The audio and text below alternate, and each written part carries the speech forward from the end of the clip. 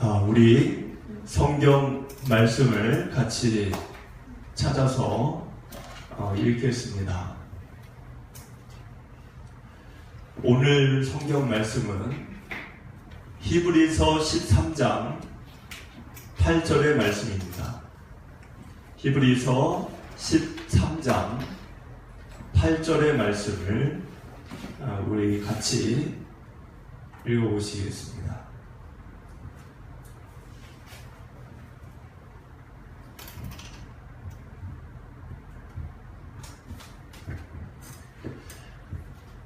우리 한 목소리로 같이 읽겠습니다.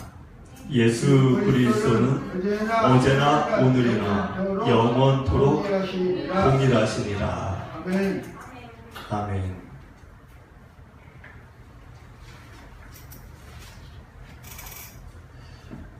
여러분들 신앙생활을 여러분들 하고 계시는데 옛날 과거를 이렇게 생각을 해보면 저하고 신앙생활을 했던 여러 사람들이 있었겠죠. 어릴 때부터 중학교, 고등학교, 대학교, 20대, 30대 아마 여러분들도 그런 기억이 있으시겠죠. 예전에 같이 교회 다녔던 누군가의 얼굴이 지금 생각이 날 수도 있습니다. 그런데 지금에 와가지고 그분들 신앙생활을 잘하고 있을까 이렇게 연락을 어쩌다가 이렇게 듣게 되고 소식을 듣게 되고 그러는 걸 볼 때 신앙생활을 하지 않는 예전에는 나하고 같이 신앙생활을 했는데 아니면 뭐 잘못된 어딘가로 그러니까 이단에 빠졌다든가 또는 뭐 신앙생활을 안 한다든가 그런 분들이 제 곁에도 있습니다. 어릴 때부터 신앙생활을 같이 했던 사람들 중에 여러분들은 어떠신지 모르겠어요. 여러분들 주변에는 그런 사람들이 있는지. 여기 지금 젊은 친구들이 좀 오늘 앉아있지만 우리 이 친구들이 나중에 30대가 되고 40대가 되고 50대가 되고 100발의 노인이 될 때까지 신앙의 끈을 놓지 않고 잘 그 신앙을 이어가게 되기를 축복을 드립니다. 신앙은 영원을 바라보는 겁니다. 영원. 막연한 말이죠. 우리가 믿는 하나님은 영원하신 분이고 또 그 하나님은 그 영원한 세계로 우리를 부르시기 때문에 신앙이라고 하는 것은 영원하다는 것을 배제하거나 축소하거나 그거를 멀리해서는 신앙생활을 할 수가 없습니다. 이 앞에 화면에 보면 시편 90편 2절에 산이 생기기 전, 여러분들 산이 생기기 전이 있었다는 거죠. 땅과 세계도 주께서 조성하시기 전, 땅이 있기 전, 우주가 있기 전이에요. 쉽게 얘기하면 영원부터 영원까지 하나님이 계셨다는 거예요. 그 하나님을 우리가 믿는 겁니다. 그리고 요한일서 2장 25절을 보니까 그가 우리에게 약속을 해주셨는데 그 영원부터 영원까지 계셨던 하나님이 우리에게 약속을 해주신 게 뭐냐? 영원한 생명을 약속해 주셨습니다. 그렇기 때문에 신앙이라고 하는 것은 단지 지금 여러분들 오늘 한 생에 눈에 보이는 뭐 이거 만져지는 거 이거 갖고 하는 거 아닙니다. 그거 가지고서 신앙생활을 하는 분들은 오래 못 가요. 조금만 무슨 일이 생겨도 신앙을 그냥 던져버립니다. 신앙이라고 하는 거는 영원한 세계를 바라보며 이 눈에 보이는 거를 내가 전부라고 여기지 않고 따르지 않고 우리가 왜 세상의 법칙과 세상의 질서와 세상의 문화를 따르지 않을까요? 그건 영원한 게 아니기 때문에 그렇습니다. 우리가 살고 있는 이 세상은 영원이라는 게 없어요. 많은 분들이 여러분들 곁을 떠났고 앞으로 떠날 것이고 많은 것들을 여러분들이 갖겠지만 다 잃어버릴 거고 사라질 것들입니다. 그렇잖아요? 그냥 옛날에 여러분들이 갖고 있었던 것만 생각을 해봐도 지금까지 갖고 있습니까? 다 사라지는 거예요. 내 주변에 있는 부모가 되었든 친구가 되었든 누가 되었든 다 사라지는 거예요. 여기 있는 여러분들도 사라질 것입니다. 그게 세상이에요. 그거를 이상하게 볼 것도 없고 그거를 두려워할 것도 없습니다. 왜? 그게 세상이에요. 그런 세상에서 살다 보니까 우리 마음속에 어떤 일이 벌어지냐면 영원한 것에 대한 마음, 영원한 것에 대한 생각들이 점점 옅어지고 흐려지고 마음에서 사라져 버립니다. 그래서 그냥 이 세상 안에 굴레 그냥 거기에 갇혀가지고 내가 보고 듣고 만져지고 하는 게 그냥 그게 전부인 것처럼 감각적으로 감정에 의해서 남들 하는 대로 그냥 그렇게 사는 거죠.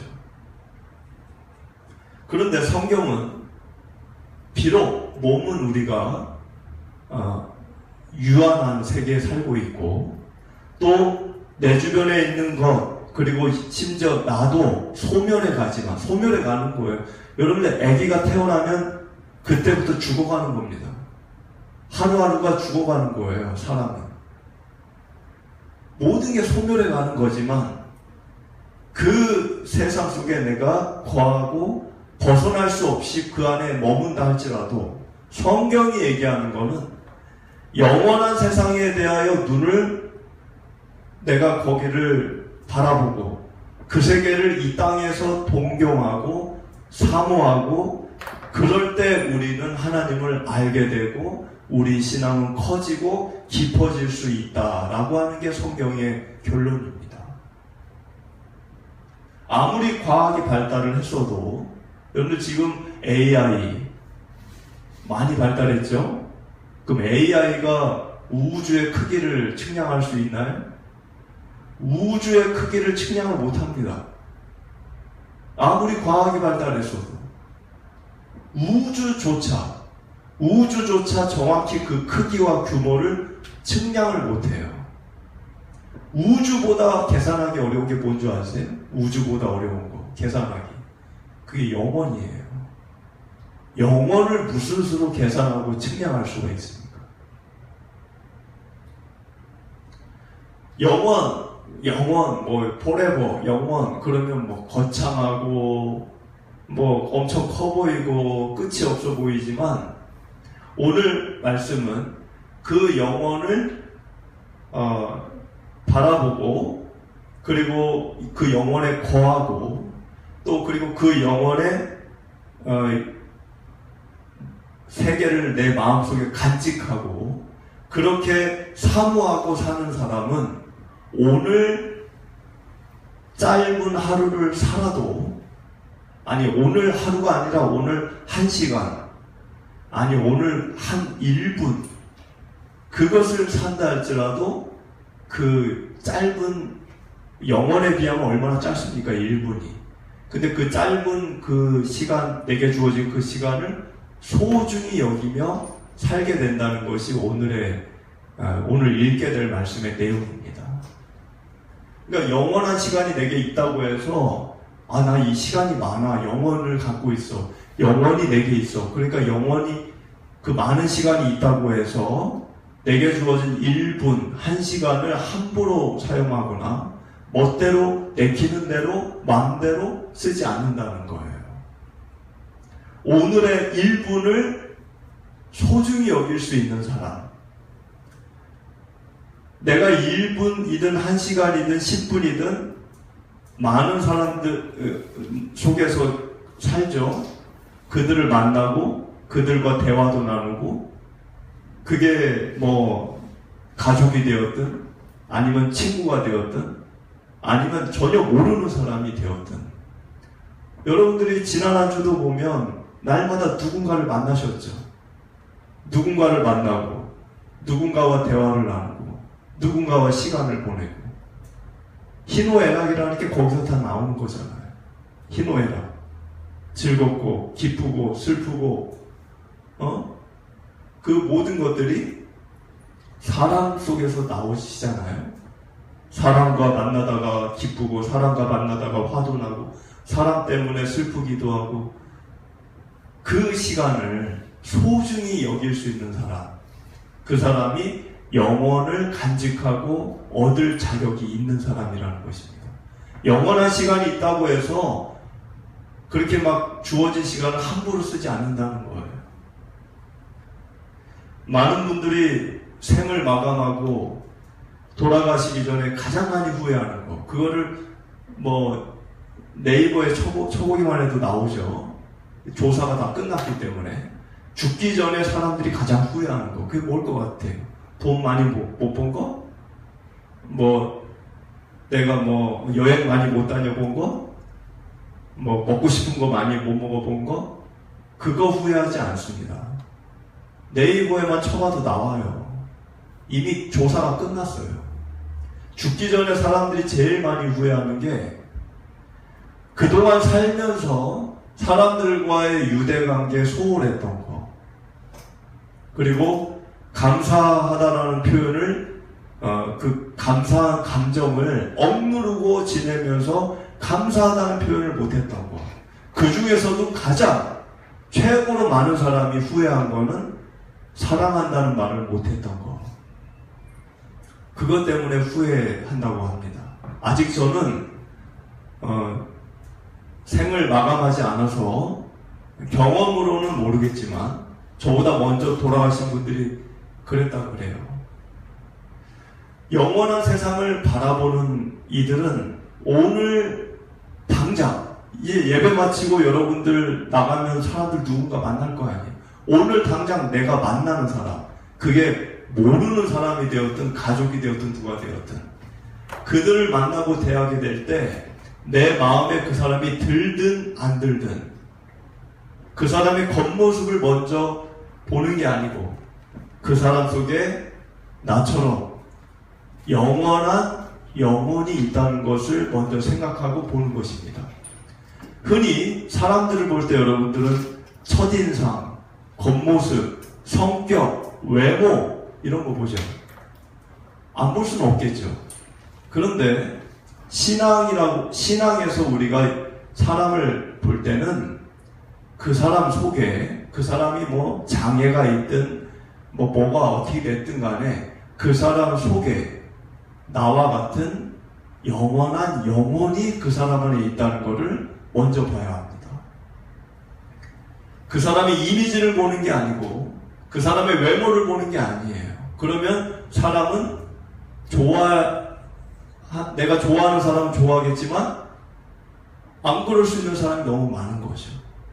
그래서 여러분들은 외모를 보지 말고 그 사람의 영혼을 봐야 됩니다. 그 영혼을 볼 수 있게 되면 여러분들은 주님의 마음으로 그 사람을 대할 수 있게 되는 거예요. 오늘 1절, 2절, 3절을 보면 여러분들이 읽지는 않았는데 이 13장 1절, 2절, 3절을 보면 3명의 사람들이 나옵니다. 1절에서는 형제가 나와요. 형제. 2절은 손님이 나오죠. 3절은 갇힌 자, 그리고 학대받는 자, 이렇게 나옵니다. 이들을 어떻게 하라는 겁니까? 지금 이들을 어떻게 하라는 거예요? 이들을 주님의 마음으로 대하라는 거예요. 첫째는 1절에 형제. 형제라고 하는 거는 친인척 형제를 얘기하는 게 아니고, 이 히브리서 쓴 사람이 얘기하는 거는 유대인들을 얘기하는 거예요. 유대인들. 그 사람이 교회를 안 다녀도 우리도 지금 교회 안 다니는 저 세상 사람들 있죠? 그 사람들이 우리에겐 형제라고 볼 수 있는 거예요. 그리고 2절에 손님, 나그네죠, 나그네. 그리고 3절은 갇힌 자, 학대받는 자. 여러분들, 남을 돕는다. 남을 돕는 일은 누가 할 수 있을까요? 누가 할 수 있는 것 같아요? 뭐 돈이 있는 사람? 돈 많은 사람? 여유가 있는 사람? 건강한 사람? 그렇지 않습니다. 부자이면서도 건강하면서도 남을 돕지 않는 이들이 많아요. 오늘 말씀에서 남을 돕고 그들에게 손을 내밀 수 있는 사람은 건강하거나 돈이 많거나 여유가 있는 게 아니고 은혜 받은 사람만이 남을 도울 수 있습니다. 남을 도울 때 우리가 한 가지 신앙 안에서 알아야 될 게 하나 있어요. 중요한 거. 그거는 내가 돈을 준다. 돈을 준다. 그 행위가 핵심이 아니에요. 남을 돕는다는 것은 이 세상에 무엇인가를 심는 겁니다. 세상에 무엇인가를 심는 거예요. 뭘 심는 걸까요? 돈이 아니라 복을 심는 거예요. 복을. 이 앞에 화면을 보면 고린도후서 9장 6절 말씀이 나오죠. 이것이 곧 적게 심는 자는 적게 거두고 많이 심는 자는 많이 거둔다 하는 말이로다. 바울이 이 말을 하기 전에 남에게 돈을 줘서 돕는 것을 설명을 했어요. 남에게 돈을 주고 돕는 것을 이야기하다가 이것이 뭐라 그랬다고요? 이것이 적게 심는 자는 적게 거두고 많이 심는 자는 많이 거둔다. 이 말을 돈을 적게 주면 적게 거두고 돈을 많이 주면 내가 많이 하나님께 축복받는 그런 말이 아닙니다. 여기 적게 심는다라고 하는 말은 인색이라는 의미예요. 인색. 많이 심는다라는 말은 블레싱, 복이라는 의미입니다. 그 말은 뭐예요? 이 세상에다가 인색함을 내가 심으면 인색함을 거두는 거예요. 그런데 세상에 복을 심으면 나중에 그 복을 거두는 겁니다. 돈을 뿌리고 돈을 거두는 게 아니고 복을 심고 복을 거두는 거예요. 그래서 내가 복을 뿌리면 누굴 돕는 게 복을 뿌리는 거죠. 내가 복을 뿌리면 나중에 그게 자라요. 자라면 누군가가 그걸 거둡니다. 거둔 사람이 내가 거둔다는 게 아니에요. 누군가가 거두겠죠. 그럼 거둔 사람이 그 복을 또 뿌려요. 그럼 그 복이 또 자라죠? 그럼 누군가가 또 거두어요. 이렇게 세상이 연속 반응을 하게 되면, 연속적인 반응을 하게 되면 이 세상은 복이 넘치는 세상이 되는 거예요. 그런데 인색함을 심으면 누군가가 그 인색함을 거두고 그 사람은 또 인색함을 뿌립니다. 그리고 그 사람 또 누군가는 인색함을 거두고 또 인색함을 뿌려요. 그러면 이 세상은 삭막해지는 거예요. 이 세상이 인색해지는 거예요. 그래서 내가 누군가를 돕는다는 것은 돈을 준다는 행위가 핵심이 아니고 이 세상을 하나님의 복으로 가득 뿌리고 거두고 심고 하는 그런 일을 일조하는 거예요. 남을 사랑하고 돕고 대접하고 할 때 매우 중요한 게 하나 있습니다. 그것은 그를 불쌍하게 여기는 마음만 갖고 하면 안 돼요. 우리가 이 길거리에 있는 그런 이제 분들, 길거리에서 노숙하는 분들, 그런 분들이 불쌍해서 돈을 줄 수 있죠. 그러나 성경이 얘기하는 것은 불쌍하는 것에 그치면 안 되는 거예요. 성경이 누군가를 도울 때 우리에게 요구하는 것은 그를 나로, 나를 그로 여기는 마음까지 이르러야 합니다. 그냥 그 사람은 아주 그냥 나와 같은 사람하고는 다르게 보이죠. 왜냐하면 노숙을 하고 냄새나고 못살고 무식하고 촌스럽고 그러니까 결이 나랑 다르다. 상대할 사람이 아니다, 저 사람. 그런데 불쌍해. 그러니까 이렇게 주는 거, 그건 동정밖에 안 되는 거예요.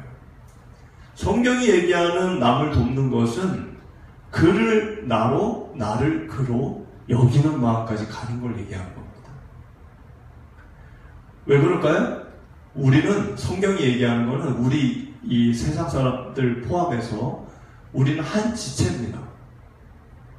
교회를 안 다니는 불신자라고 해도 나와 한 지체가 될 가능성이 있는 거예요. 오늘의 불신자가 내일의 우리 교회의 교우가 될 수 있습니다. 한 지체라는 개념이 있다는 거죠. 그래서 그 지체와 지체를 연결하는 게 남을 돕는 겁니다. 연결이라는 게 중요한 거예요. 그래서 이 앞에 화면을 보면 시편 112편 5절 말씀을 보면 은혜를 베풀며 꾸어주는 자는 잘 되나니 이렇게 돼 있는데, 이 꾸어준다라는 게 돈을 빌려준다라는 의미가 아니고 연결시키다는 의미가 있어요. 연결시키다. 원어적으로 연결시키다. 그러니까 은혜를 베풀고, 누구에게 은혜를 베풀고 돕는 것은 연결을 시키는 일이 된다는 거예요.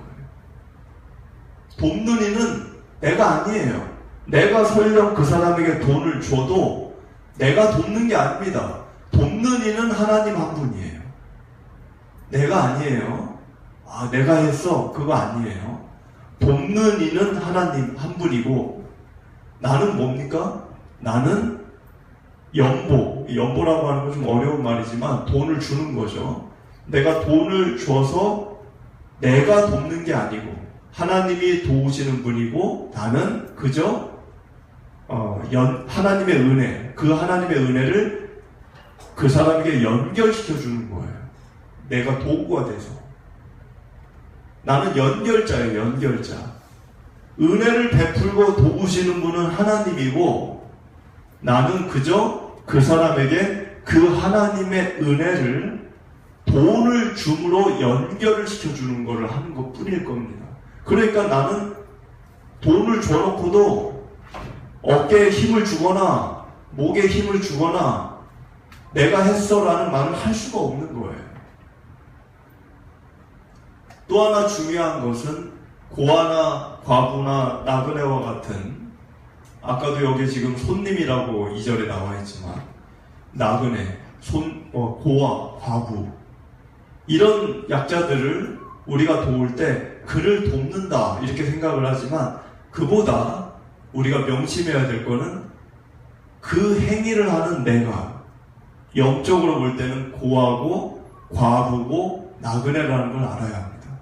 저 사람은 고아야, 저 사람은 나그네야, 저 사람은 과부야, 그 말을 하기 전에 내가 영적으로 볼 때는 아버지 하나님을 잃어버린 고아고, 신랑 되시는 예수님을 잃어버린 과부고, 그리고 세상에 그냥 지나쳐가는, 여기 우리 집이 아니잖아요. 우리는 그냥 나그네처럼 인생을 살잖아요. 내가 인생을 사는 내 자신이 나그네라는 걸 알아야 합니다. 그러면은 그 사람을 대할 때 나와 같은 동질감을 갖고 그를 도울 수 있는 거예요. 그 마음과 그 생각이 있기 때문에 그냥 누가 딱 해서 동정심으로 얘따 받아 먹어라, 이런 마음으로 누구를 돕는 게 아니고, 주님께서 영적으로 고아와 과부와 나그네 같은 나를 본인이 가난해지시기까지, 주님이 얼마나 가난했습니까? 예수님은 가난하게 살 분이 아니죠. 정말 이 세상에 오신다고 하면 왕 중의 왕으로, 부자 중의 부자로 오실 충분한 자격이 있는데, 나의 죄를 사하시기 위해, 그래서 고아가 아닌 아버지가 생기게 하기 위해, 나에게 아버지를 주시기 위해, 나에게 신랑 되시는 예수님을 만나게 해주시기 위해, 나그네와 같은 인생이 아니라 우리의 본향 하늘나라를 가게 하시기 위해 이 세상에 가난함으로 오셨다는 거예요.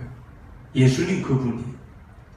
그 은혜를 내가 받았다고 하면, 그 은총을 내가 입었다고 생각을 하고 있다면 내 눈앞에 보이는 고아와 과부와 나그네를 그냥 딱 해서 불쌍해서 돕는 게 아니라 그 사람을 보면서 나를 보는 겁니다.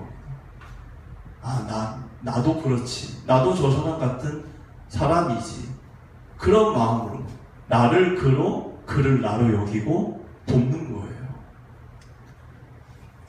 4절을 보면 4절에 모든 사람은 결혼을 귀히 여기고 침소를 더럽히지 않게 하라. 음행하는 자들, 간음하는 자들을 하나님이 심판하시리라. 결혼을 귀히 여기라는 거죠. 지금 우리나라는 이 부분에 있어서는 굉장히 문제가 많죠. 결혼이 아주 가볍게 여기는 그런 시대가 됐죠. 근데 우리가 알아야 되는 거는 결혼이라는 제도는 인간이 만든 문화의 결과물이 아닙니다. 결혼은 하나님이 만든 제도예요. 하나님이 제정하시고 하나님이 인간에게 만들어주신 제도입니다. 우리 인간이 만든 게 아니에요. 그냥 우리가 하고 싶으면 하고 말고 싶으면 말고 그러라는 게 아니에요. 그래서 모든 사람은, 여기 예외가 없죠. 모든 사람은 결혼을 귀히 여기라. 그것은 때로 한때는 결혼을 하면 경건 생활에 방해가 된다 해서 결혼을 하지 않는 이들이 있었어요. 혼자서 그냥 주님만 믿는 게 거룩을 유지하는 것 같다 해서 그러지 말라는 거예요. 결혼이라고 하는 게 우리의 경건과 거룩을 방해하는 게 아니라는 겁니다. 그럴 것 같으면 하나님 우리에게 제도를 주실 이유가 없죠. 그리고 침소를 더럽히고 음행하고 간음하고, 이거 역시 혼인이라고 하는 제도를 파괴하는 거예요. 계약을 파괴하는 거죠. 그래서 하지 말라는 거예요. 결국은 이 4절은 혼인이라고 하는 제도와 계약을 중요시 여기라는 것입니다. 왜? 하나님이 우리에게 복된 삶을 살게 하시기 위해 주신 것이기 때문에. 5절을 보면 돈을 사랑하지 말고 있는 바를 족한 줄로 알라. 이렇게 시작이 되죠. 돈을 왜 사랑할까요? 돈을 왜 사람들이 좋아할까요? 당연하지. 돈이 있으면 하고 싶은 거 다 할 수 있고 또 많은 거를 누릴 수 있죠. 그러니까 돈을 좋아하는 거죠. 근데 깊이 생각을 해보면 돈을 갖고 있으면 많은 거를 한다는 거는, 많은 것을 내가 할 수 있다는 거는 그 이유 때문에 우리는 돈을 점점 의지하게 됩니다. 돈이 있어야 집을 사고, 돈이 있어야 차를 사고, 돈이 있어야 옷을 사고, 그러니까는 돈을 어떻게 되는 거예요? 돈을 의지하게 되는 거예요. 점점. 그러면 가만히 생각을 해보면 우리가 의지하는 게 돈밖에 없을까요? 우리는 의지하는 게 많아요. 지금 이 시간을 보면 여러분들이 의지하는 게 뭔 줄 아세요? 지금 이 시간 여러분들 의자를 의지하고 있어요. 의자에 앉아 계시니까 편하시죠? 지금 의자가 없다고 생각해 보세요. 그럼 여러분들 어떻게 지금 있겠습니까? 의자에 여러분들의 몸을 의지하고 있는 겁니다. 엘리베이터를 타시잖아요? 엘리베이터를 타는 그 시간만큼은 여러분들이 엘리베이터에 여러분들 몸을 의지하는 거예요. 그런데 가만히 생각을 해보면 그 의지하는 것들은 내가 지금 누리고 있고 갖고 있기 때문에 의지하는 것들입니다. 돈이 없으면 돈을 의지할 수 없어요. 젊음이 없으면 젊음을 의지할 수 없습니다. 결국은 여러분들이 의지하는 것들은 다 여러분들이 갖고 있고 누릴 수 있기 때문에 의지하는 것들이에요. 그러나 우리가 성경 안에서 깊이 생각을 해보면 세상의 모든 것은 항상 우리 곁에 있을 수 없습니다. 항상 늘 있어줄 수 있는 게 없어요. 세상의 것들은. 그래서 우리는 항상 내 곁에 계실 수 있는 분을 의지해야 하는 것입니다. 그게 하나님이시죠. 여러분들의 부모님도 항상 계시는 게 아니에요. 여러분의 친구도 항상 있는 게 아닙니다. 여러분의 돈, 건강, 그리고 지금의 이 젊음 항상 있는 거 아니에요. 극기훈련장을 보통 가보면 그런 걸 볼 때가 있습니다. 밧줄이 이렇게 막 걸려있고, 그리고 그 밧줄을 잡고 타잔처럼 건너편 밧줄로 넘어가는 거예요. 팔을 이렇게 뻗어서. 그 아래는 그물망이 있기 때문에 실수로 다음 밧줄을 못 잡았을 때는 떨어져도 다치지는 않게 돼 있죠. 대부분의 이걸 통과할 때 대부분 키 큰 분들이 많이 떨어져요. 이유는 키가 큰 분들은 팔이 기니까 팔을 내밀면 다음 밧줄을 잡을 수 있다고 생각을 합니다.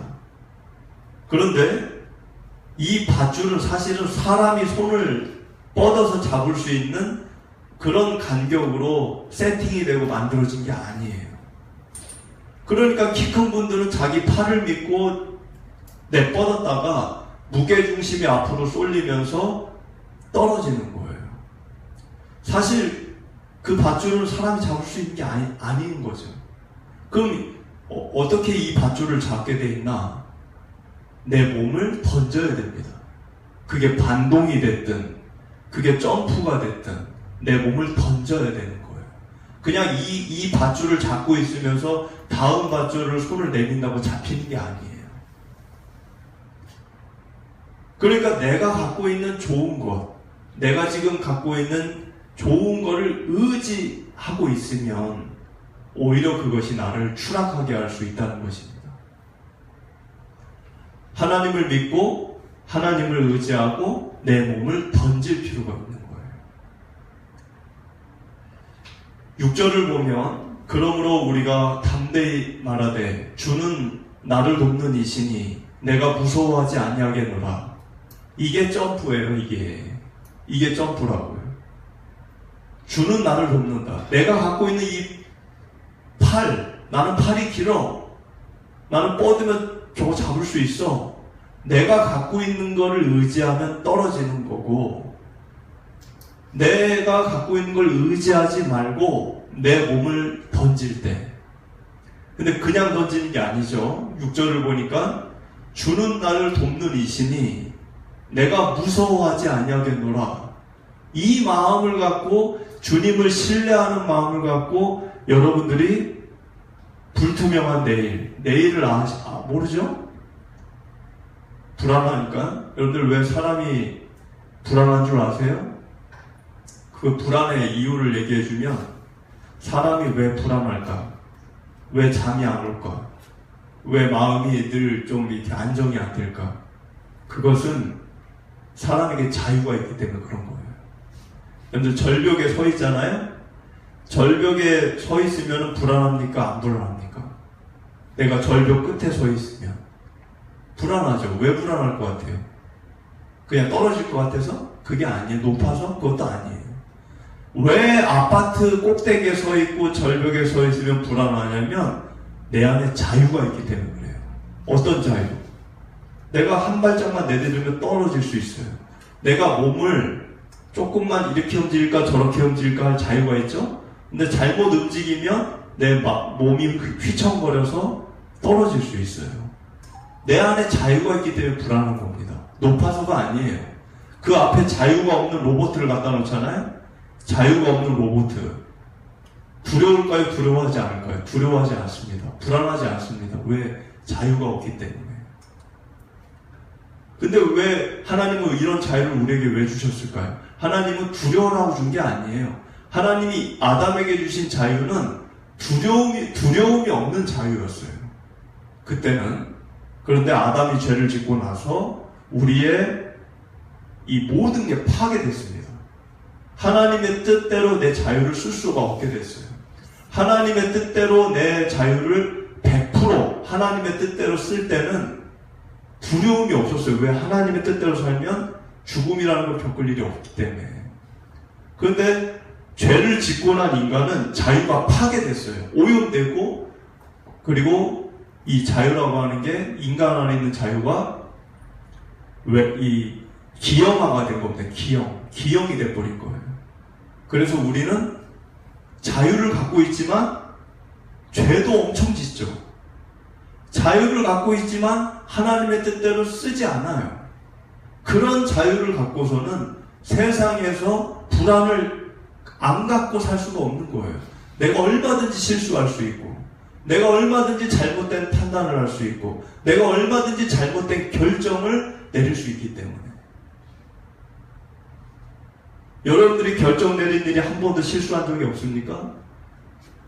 친구를 교제할 때, 친구를 결정할 때, 어른들은 결혼할 때, 남편을 결정할 때, 직장을 결정할 때, 내가 주거지를 결정할 때, 어느 학교를 결정할 때, 오늘 하루를 어떻게 쓸지, 누구를 만날지 결정할 때 실수한 적 없으십니까? 그래서 불안한 거예요. 우리 자유는 오염이 됐어요. 제대로 이 자유를 쓸 수가 없게 됐다는 거예요.